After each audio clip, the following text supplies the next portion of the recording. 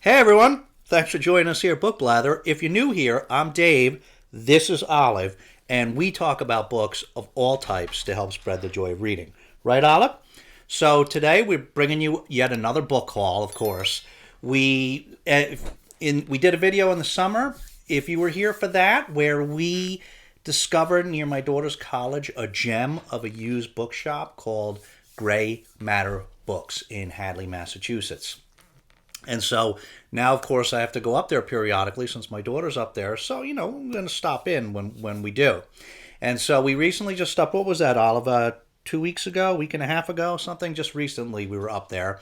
And so we stopped in and we saw some things. Now, in response to the last video, a viewer mentioned that a couple of other bookstores that we should check out up there. One of which was called Raven Used Books. And so that was kind of on the way, so we did have time to stop in that one quickly too. So I'm just going to show you, like we always try to show you a little footage of these so you can see what it's like. This is in Northampton, Massachusetts. And so this was a neat little place. To be honest, it wasn't for us, but just to give you an idea here so you can see what it was like on the inside. It was a neat little quaint used bookshop. It wasn't really for us because, we're usually mostly looking for, in these used shops, like, vintage sci-fi horror, sometimes some other vintage stuff. But you can see this is the sci-fi and the horror section, and it was the sci-fi section was very small. There was virtually no horror. They did have this little spinner rack with, some good vintage sci-fi, but they were pricey. I think they were mostly starting at like around $10 or something, if I remember correctly.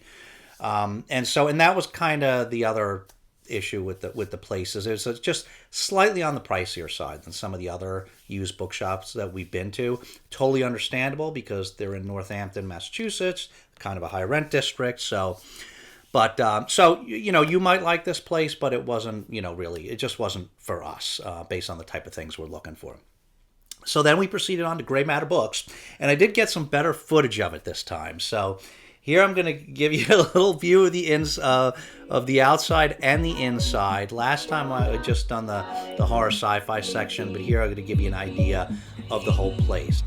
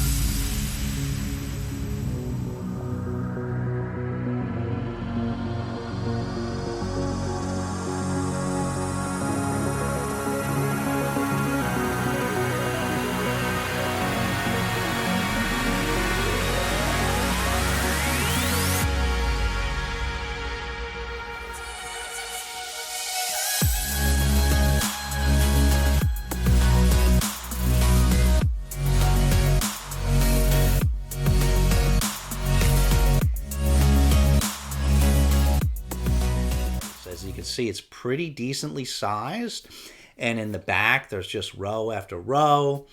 They have a whole seating area in the back where they have the art books where you can sit and look at those, and they just have a lot of different things. They have sections. They'll have a section like railway books. You know what I mean? They have a lot of unusual stuff. Great graphic novel section.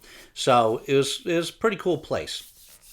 So we did pick up some things there, And we hate to do too many book haul videos in a row, but we are going to be going up to see my daughter again soon. And I'm going to stop in, and it's possible that we may end up picking up some more things when we stop in there. So we figured we better show you what we got already this last time. So all vintage paperbacks this time, or vintage-y, and trying to minimize the amount of hardcover books we bring into this house right now.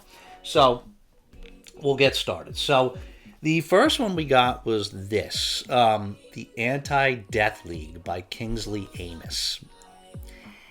And this just looked like a great time. This is a nymphomaniac lady of the British aristocracy who runs her home as an army bordello, a security officer who may be a spy himself, a secret military base where scientists are at work on a weapon too terrible ever to be used, out of the conflicts and absurdities of a society fascinated by megadeath comes Kingsley Amis's brilliant new novel.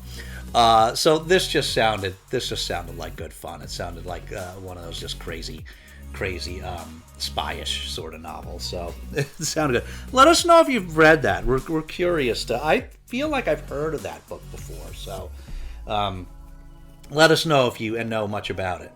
Then we picked up this one, Imaginary Friends by Alison Lurie. This looks wonderfully creepy. So this is one of those books that I would have picked up no matter what, just for the cover. It's got the colored edges like a lot of these old vintage books do.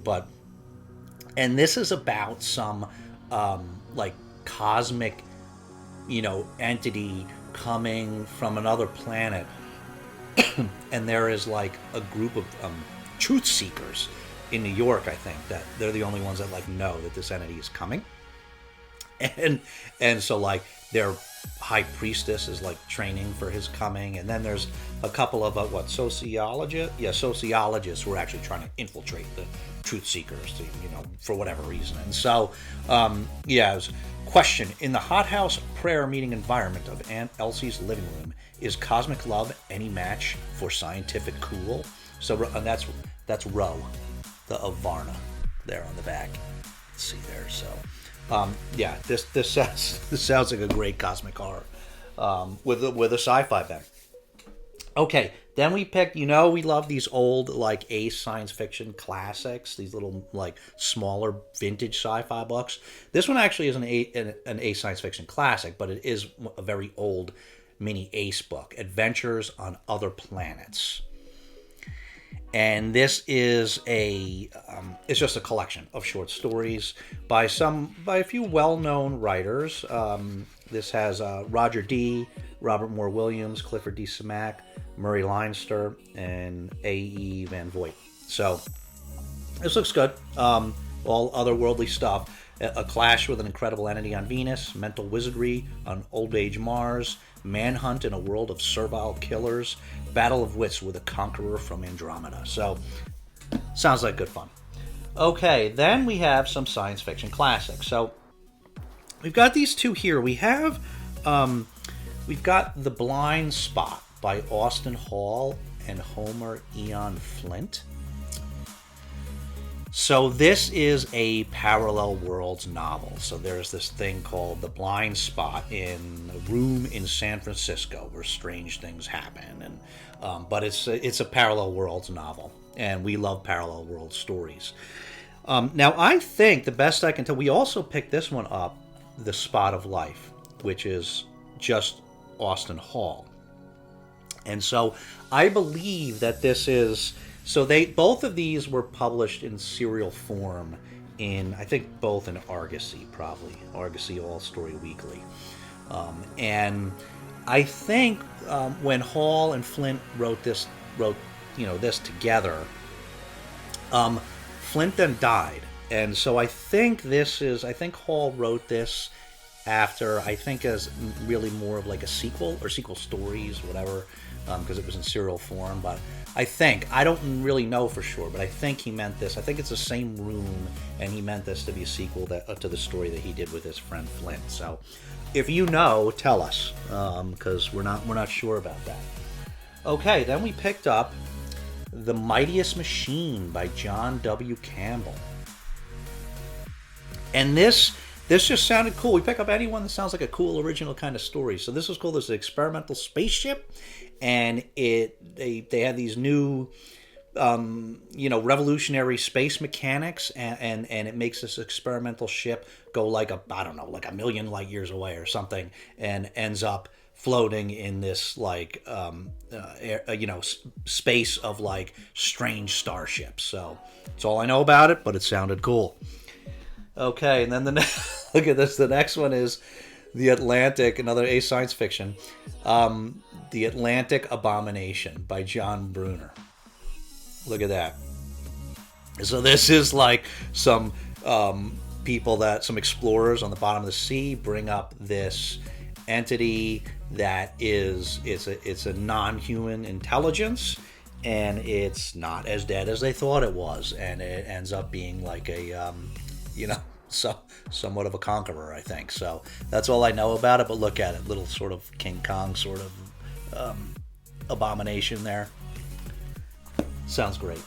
Okay, A Brand New World by Ray Cummings, another science fiction classic. This sounded like another really cool story where there's this uninhabited planet all of a sudden starts coming to our solar system and ends up settling in orbit between Venus and Earth. But then people on Earth start seeing things in the sky, and it turns out that this new planet in our solar system is not uninhabited like we thought. And, it appears that whatever's there has discovered Earth now and is interested in Earth. So just sounds really cool. Okay, then I picked up these two this is Planet in Peril by John Christopher, and The Long Winter by John Christopher. I don't know much about these, but I just picked these up because, as you can see on the cover of this one, No Blade of Grass. I picked these up because we read that book, No Blade of Grass, also known as The Death of Grass, by John Christopher, and we really, really liked that. So we wanted to try more by him, and so we picked up this one. I forget, this is about it's like a young scientist in the future, like takes over some top secret project, and it ends up being dangerous. I just got it because it was John Christopher.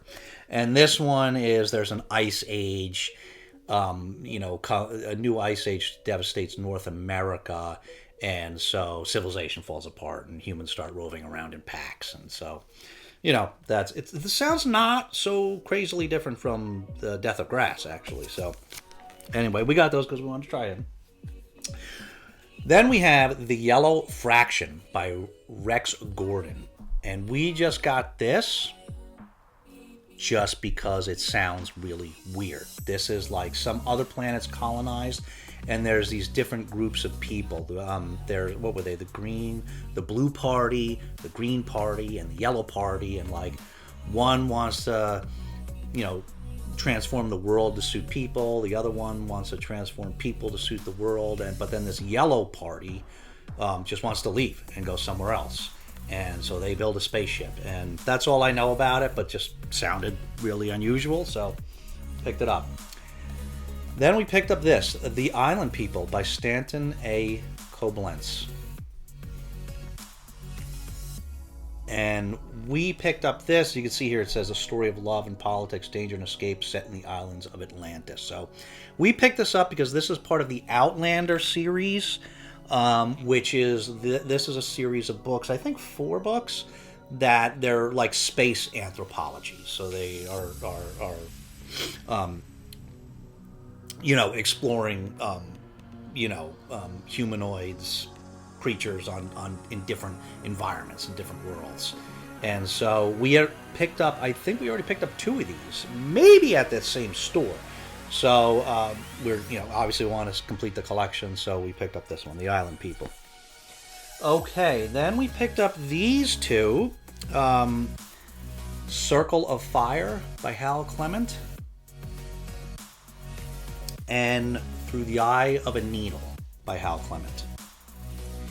And these we picked up just because we have heard people talking about Hal Clement, that he's a good science fiction writer, and we have never tried him, so we want to try him. So we saw these. I don't know much about them, Cycle of Fire is about this human and his non-human companion end up, I think it was a castaway on his ship. They end up stranded, I guess, on some other island. So it's kind of like a science fiction Robin Crusoe sort of tale.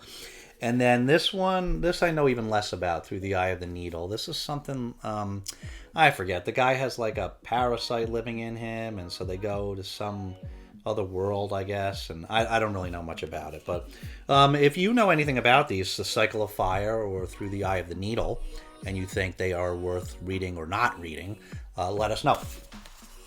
Okay, and then finally, last one, we got this is a classic, Alas, Babylon by Pat Frank. And so we just picked this up because, we do love the end of the world apocalyptic tales, which that's what this is. This is a famous one. This is, the after the end of the world, about, some of the survivors. So it's a famous story, and we've never read it, so we picked this up.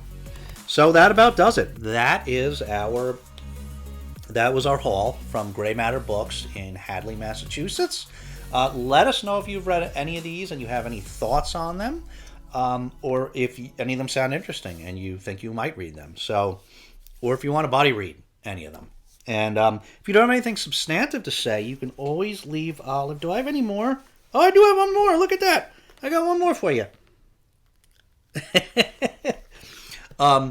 If you don't have anything substantive you want to say, you can always leave Olive a puppy emoji, because she does always like to see those. Right, Olive? Right? You like to see the puppy emojis? Okay. So, as always, thanks so much for watching. We will see you again very soon. But in the meantime, take care of yourselves and each other, and we'll see you next time.